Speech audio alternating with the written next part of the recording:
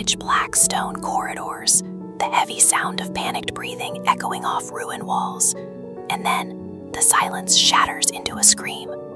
This is the absolute boundary, a strict government-enforced mandate standing between the public and the ancient ruins of Bhangarh Fort in Rajasthan. Look at these structures, once the crown jewel of an empire. Today, it is totally devoid of life. No locals, no wildlife. Crossing this gate after dark means stepping directly into a psychological labyrinth built 4 centuries ago. Rewind to the 16th century. Long before the collapse, this arid desert landscape supported a thriving, dominant empire. Bhangarh Fort was a masterpiece of wealth and engineering.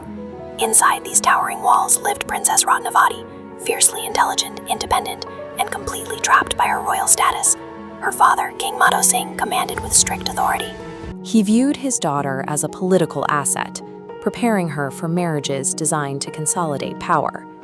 The fort's grand architecture served a single purpose: maintaining the king's absolute control over his people and his daughter's future. It was a kingdom built on rigid foundations, making it brittle when faced with a threat it couldn't command. Out on the fringes of that society lived Sinhgia.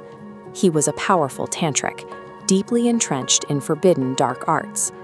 Locals whispered he possessed a terrifying ability to manipulate the minds of others. During a royal procession, Sinhgia caught sight of Princess Ratnavati. The encounter sparked an immediate, violent obsession. He resolved to own her. Knowing he could never secure her legally, he infused a bottle of perfume with dark magic. He designed the poison to shatter her free will and render her subservient to his commands. Ratnavati recognized the hidden symbols etched into the glass. She hurled the bottle against a massive stone boulder. The spell triggered a reaction, sending the immense rock tearing down the hill directly over Sinhgia. As the rock crushed him, he spat out his final words. He condemned the kingdom to fall, promising every soul would be permanently trapped within the ruins. A dying man's words alone rarely topple fortresses. However, Sinhgia successfully injected a highly infectious psychological pathogen directly into the kingdom's bloodstream: paranoia. We see that same paranoia destroying the modern documentary crew. The temperature plummets, cameras fail. They hear frantic whispering echoing out of empty corridors. 400 years ago, the kingdom's guards experienced those exact anomalies. Dogs howled at invisible threats. Temple fires extinguished themselves. Terrified soldiers began abandoning their posts. Watch a single breakdown in trust spread. One panicked guard abandons his post and fear ripples through the structure, turning a disciplined military into a chaotic mess. Opportunistic neighboring armies detected this internal paralysis immediately. They launched a siege against the fractured city. The invasion of the fort was an absolute massacre.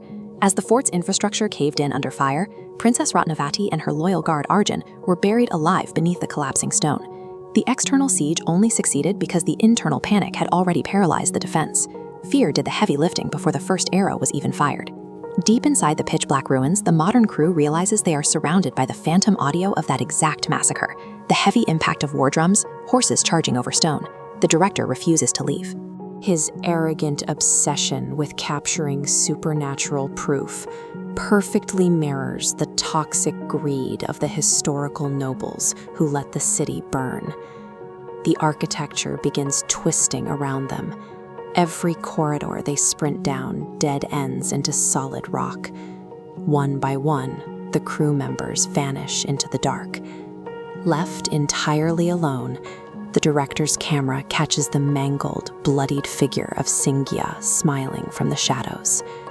By refusing to turn back, the film crew locked themselves into the exact same agonizing loop of terror as the people they tried to exploit.